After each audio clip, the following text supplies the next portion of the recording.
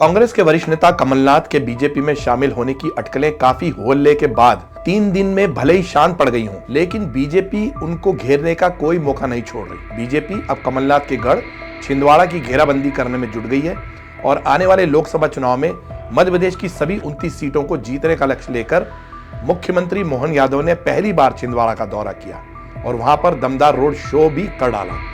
BJP का दावा है कि मोहन यादव के छिंदवाड़ा दौरे पर 1500 से ज्यादा कांग्रेस नेताओं और कार्यकर्ताओं ने पार्टी की सदस्यता ग्रहण की है।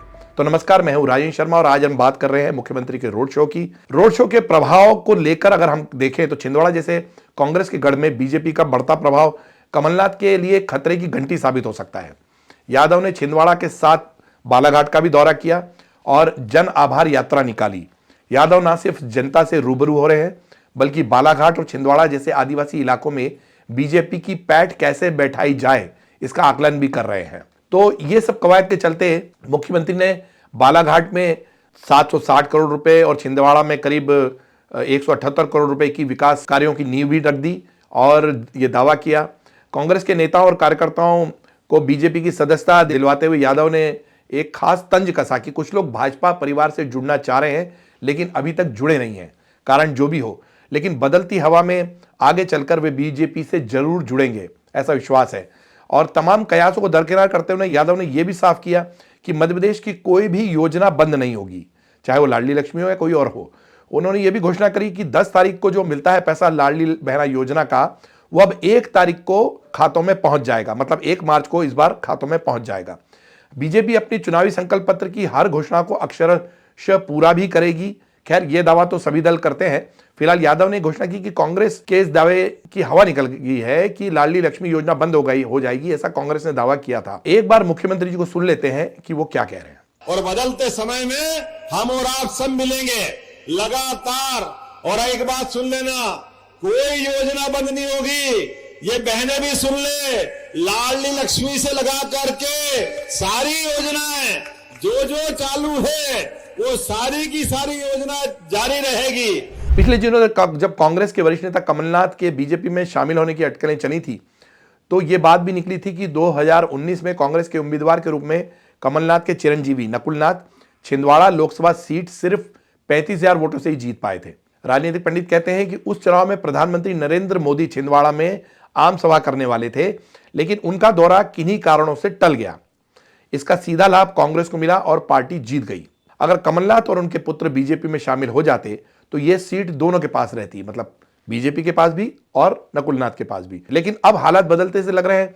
बीजेपी छिंदवाड़ा में भरकस कोशिश कर रही है कि यह सीट उसके पास आ जाए और वो मध्य प्रदेश की सभी 29 सीटें जीतकर रिकॉर्ड बनाए। अब दिल को समझाने के लिए गालिब ख्याल अच्छा है, लेकिन बीजेपी इस सीट को कैसे जीतेगी? क्योंकि इस सीट पर कमलनाथ को हल्के में बीजेपी नहीं ले सकती, ना ही ये खुला दावा कर सकती है। छिंदवाड़ा में कांग्रेस के पास आज भी 7 विधानसभा सीटें हैं। हालांकि इनमें से 1 सीट अमरावत से कांग्रेस विधायक मोनिका भट्टी बीजेपी में शामिल हो गई हैं, लेकिन अभी भी कांग्रेस 6 सीटों पर जीती हुई मानी जाएगी। ऐसे में बीजेपी को छिंदवाड़ा से कोई बड़े नेता को चुनाव में उतारना होगा। ये शिवराज सिंह चौहान भी हो सकते हैं, जैसा कि हाल ही में बीजेपी के मंत्री कैलाश विजयवर्गीय ने कहा था। ऐसे में छिंदवाड़ा में लोकसभा चुनाव ऐतिहासिक और दिलचस्प हो जाएगा, क्योंकि कांग्रेस की तरफ से कमलनाथ 40 साल से वहां पर लगातार जीतते आ रहे हैं। बीजेपी ने एक दिन पहले चुनाव प्रबंधन समिति की बैठक की, जिसमें लोकसभा उम्मीदवारों के नामों पर मंथन भी हुआ। उम्मीदवारों को लेकर सीएम हाउस में देर रात तक बैठक भी चली थी उसके पहले, और यह तय हुआ कि जिन लोकसभा सीटों पर सहमति नहीं है उन पर रायशुमारी कराई जाएगी। कैसे कराई जाएगी? संगठन के सभी प्रमुख नेता लोकसभा क्षेत्र के विधायकों, जिला अध्यक्ष और कार्यकर्ताओं से चर्चा करेंगे कि कौन उम्मीदवार जीता हुआ है और इस तरह से यूनानिमसली सर्वमान्य कैंडिडेट के नाम खोजेंगे। मध्य प्रदेश की कुछ लोकसभा सीटों पर बीजेपी पहले उम्मीदवार घोषित कर सकती है। इनमें से खासतौर पर होशंगाबाद है, नरसिंहपुर है, मुरैना है, सीधी है, छिंदवाड़ा है। पार्टी ने इन सीटों पर पिछली बार जीते हुए उम्मीदवार लेकिन जो विधानसभा चुनाव में उतार दिए गए थे उनके नाम भी भेजे हैं, जैसे नरेंद्र सिंह तोमर हैं, प्रहलाद सिंह पटेल हैं, रीति पाठक हैं, राकेश सिंह है, गणेश सिंह है, फग्गन सिंह कुलस्ते हैं। शायद इनके नाम भी दोबारा भेजे जाएं, ऐसा तय हो रहा है। और जिनकी रायशुमारी हुई उसमें भोपाल, ग्वालियर, जबलपुर, सागर, विदिशा, गुना, होशंगाबाद, नरसिंहपुर, मुरैना, सीधी, रीवा, सतना, ये सीटें शामिल हैं जिनकी राय शुमारी अभी होना बाकी है, कार्यकर्ताओं से राय लेनी है। उधर कांग्रेस का समाजवादी पार्टी से गठबंधन हो गया और उसने खजुराहो की सीट समाजवादी पार्टी को दे दी है, एक सीट गई है। सीट शेयरिंग की बातचीत जब हुई थी तो कमलनाथ ने अखिलेश पर दिए पुराने बयान को बार बार याद दिलाता है, ये कांग्रेस का जो पूरा स्टाइल है। उसमें कमलनाथ ने कहा था कि कौन अखिलेश वखिलेश। इसके बाद दोनों ही पार्टियों के बीच मध्यप्रदेश में बातचीत टूट गई थी और समाजवादी पार्टी ने विधानसभा चुनाव में कांग्रेस से अलग अपने प्रत्याशी उतार दिए थे। अब सीट शेयरिंग पर बीजेपी के वीडी शर्मा का क्या कहना है, ये आप सुनिए, जो खजुराहो से चुनाव लड़ते हैं। कांग्रेस पूरे मध्य प्रदेश के अंदर 29 की 29 सीटों पर अप्रासंगिक हो गई है।